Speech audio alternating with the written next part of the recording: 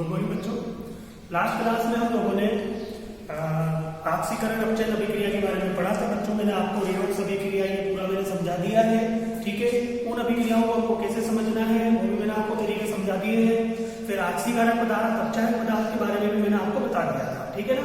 इसका मैंने आपको एक छोटा सा ट्रिक समझाया था, ओरो वर्ड से आप इसको याद रखना, ठीक है। फिर अपना जो लास्ट टॉपिक कल चल रहा था वो था इलेक्ट्रॉन के आधार प्रदान के आधार पे हमको ऑक्सीकरण अपचयन को पहचानना था, ठीक है ना। अपन ने टॉपिक लगाया था कि भाई इलेक्ट्रॉन के आदान प्रदान के आधार पर ऑक्सीकरण अपचयन को हमको निकालना है। ऑक्सीकरण अपचयन को हमको परिभाषित करना है, ठीक है। तो बच्चों इलेक्ट्रॉन के आधार प्रदान के आधार पर ऑक्सीकरण अपचयन को समझने के लिए आप एक बात का ध्यान रखना। अगर मान लो कोई तत्व है बच्चों, जैसे मान लो कोई तत्व X है और इस X के ऊपर पॉजिटिव चार्ज है, भाई तत्व क्या हो सकते हैं, या तो उदासीन होगा, या किसी तत्व के ऊपर प्लस चार्ज होगा, या किसी तत्व के ऊपर माइनस चार्ज होगा, ठीक है ना। किसी भी तत्व के ऊपर ये तीन प्रकार के आवेश होते हैं, या तो वो उदासीन होता है, या फिर उसके ऊपर धनावेश होगा, या फिर उसके ऊपर ऋणावेश होगा। अब इनका क्या मतलब है, देखो अगर तत्व उदासीन होता है तो उसमें इलेक्ट्रॉन की संख्या और प्रोटॉन की संख्या बराबर होती है, ये हम लोग पहले भी पढ़े हैं, ठीक है। अब एक चीज ध्यान रखो, अगर किसी तत्व के ऊपर पॉजिटिव ये धनावेश लगा हुआ है तो इस धनावेश का मतलब क्या है कि यह धनावेश क्या बताता है, इलेक्ट्रॉन की कमी को बताता है, इलेक्ट्रॉन की कमी को बताता है। और यह जो ऋणावेश होता है यह इलेक्ट्रॉन की अधिकता को बताता है, अधिकता को बताता है, ठीक है ना। यहाँ पे धनावेश का जो नंबर होगा, जैसे यहाँ पे +1 है तो +1 का मतलब है इसमें एक इलेक्ट्रॉन की कमी है, तो वो इलेक्ट्रॉन कहाँ गया, वो इलेक्ट्रॉन चला गया, इसमें से बाहर निकल चुका है। या -1 है तो -1 को क्या बताता है कि इसमें इलेक्ट्रॉन की अधिकता है, तो यहाँ नंबर कितना -1, इसका मतलब क्या है कि इसमें एक इलेक्ट्रॉन अधिक है, ठीक है। तो प्लस का मतलब इलेक्ट्रॉन की कमी और माइनस का मतलब इलेक्ट्रॉन की अधिकता। प्लस कब आता है, जब कोई तत्व इलेक्ट्रॉन त्यागता है, माइनस कब आता है, जब कोई इलेक्ट्रॉन ग्रहण करता है। ये दो बातों का आप ध्यान रखना कि किसी के ऊपर भी प्लस का मतलब क्या है, इलेक्ट्रॉन की कमी। प्लस कब आता है, जब वो तत्व इलेक्ट्रॉन त्यागेगा, माइनस कब आएगा, जब वह तत्व इलेक्ट्रॉन ग्रहण करेगा, ठीक है। तो इन दोनों बातों को आपने समझा। अब अपन ऑक्सीकरण की परिभाषा लिखते हैं कि ऑक्सीकरण की परिभाषा क्या होती है। तो बच्चों ऑक्सीकरण में क्या होता है कि ऐसी अभिक्रिया जिसमें कोई तत्व परमाणु, अणु या आयन इलेक्ट्रॉन त्यागता है, तो वह अभिक्रिया क्या कहलाती है बच्चों, ऑक्सीकरण अभिक्रिया कहलाती है। ध्यान से समझो, ऐसी अभिक्रिया जिसमें कोई भी तत्व होगा, कोई भी परमाणु होगा, अणु होगा या आयन होगा, वो इलेक्ट्रॉन को त्यागेगा, तो उस अभिक्रिया को हम लोग बोलते हैं ऑक्सीकरण अभिक्रिया। जैसा अपन उदाहरण लें, जैसे मान लो बच्चों सोडियम है, ठीक है। अब सोडियम का परिवर्तन सोडियम प्लस में हुआ तो इसका क्या अर्थ निकलता है, अभी मैंने आपको बताया किसी भी तत्व के ऊपर यदि पॉजिटिव चार्ज है तो वो इलेक्ट्रॉन की कमी को बताता है। किसी भी तत्व के ऊपर पॉजिटिव चार्ज कब आता है, जब उसमें से इलेक्ट्रॉन बाहर निकलता है, ठीक है। तो इलेक्ट्रॉन के बाहर निकलने की संख्या किसके बराबर होती है, इसके ऊपर जो पॉजिटिव आवेश होता है उसकी संख्या की। तो इसके ऊपर कितना पॉजिटिव आवेश है, 1 है, तो यानी कि इसमें से एक इलेक्ट्रॉन बाहर निकल गया है। तो यानी कि सोडियम का, जब सोडियम में से एक इलेक्ट्रॉन बाहर निकलेगा तो इसके ऊपर एक धनावेश आएगा, ठीक है। तो यहाँ पे आप देख सकते हो इसके ये किस प्रकार की अभिक्रिया है, ऑक्सीकरण अभिक्रिया। जैसे मान लो हमने लिखा बच्चों Fe+2, ये आयरन है, इसके ऊपर +2 है, ठीक है, और इसका परिवर्तन हुआ Fe+3 में। तो अब यहां से यह परिवर्तन देखो आप, पहले +2 था, पहले कितने इलेक्ट्रॉन की कमी थी, 2 इलेक्ट्रॉन की कमी थी, +3 हो गया, तो यानी कि अब इसमें एक इलेक्ट्रॉन और बाहर निकल गया, ये वाला, तो इसकी वजह से इसके ऊपर एक पॉजिटिव आवेश और आ गया, ठीक है। तो ये भी अपनी किस प्रकार की अभिक्रिया है, ऑक्सीकरण अभिक्रिया। जैसे मान लो अपन ने लिया ये Cl के ऊपर जैसे मान लो बच्चों माइनस है,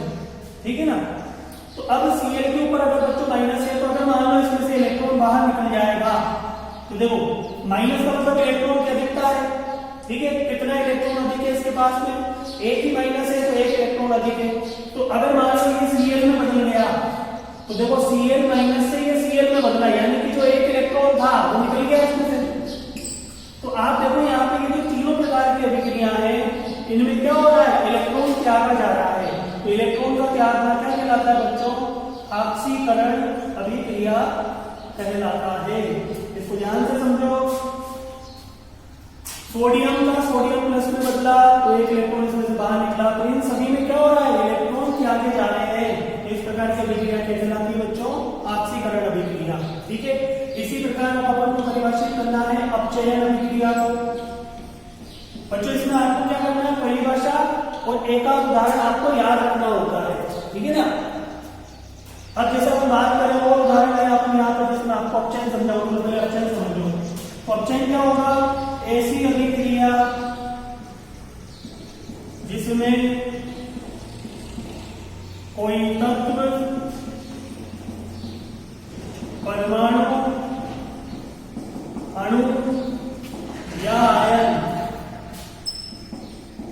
इलेक्ट्रॉन ग्रहण करता है। बच्चों ये इलेक्ट्रॉन है, इलेक्ट्रॉन ग्रहण करता है, ठीक है। तो अब जैसा कि मैंने अभिक्रिया को लिखा है ऐसे एग्जांपल Cl से Cl माइनस बदला, तो Cl यहाँ पे क्या है बच्चों, उदासीन है, यानी कि इसमें इलेक्ट्रॉन की संख्या और प्रोटॉन की संख्या बराबर है।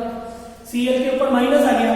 अब ये माइनस कब आएगा, माइनस हमको क्या बताता है, इलेक्ट्रॉन की अधिकता को बताता है। तो माइनस का मतलब क्या हुआ, देखो Cl का Cl माइनस में बदलना मतलब इस Cl ने कहीं ना कहीं इलेक्ट्रॉन को ग्रहण किया।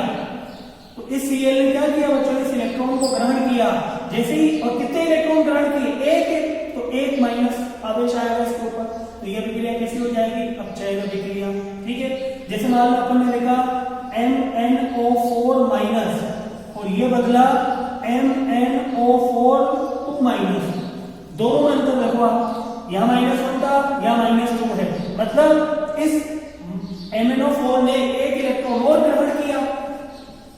एक इलेक्ट्रॉन पहले से था, ये इलेक्ट्रॉन और इसने ग्रहण किया, इसकी वजह से टोटल माइनस कितना हो गया, 2 हो गया, ठीक है। तो इस तरीके से भी आप इस अपचयन अभिक्रिया को समझ सकते हो, ठीक है। जैसे अपन को उदाहरण दें यहाँ पे Mg+2 किसमें बदला, Mg में। देखो प्लस का मतलब क्या है, प्लस का मतलब इलेक्ट्रॉन की कमी, कितने इलेक्ट्रॉन की कमी, 2 इलेक्ट्रॉन की कमी। अब परिवर्तन देखो आप, यहाँ पे Mg के ऊपर एक भी आवेश नहीं है ना, तो ये +2 आवेश गया कहाँ, मतलब इसके पास जो 2 इलेक्ट्रॉन की कमी थी वो 2 इलेक्ट्रॉन कहीं से भी इसने ग्रहण कर लिए, जिसकी वजह से इसके ऊपर आवेश खत्म हो गया।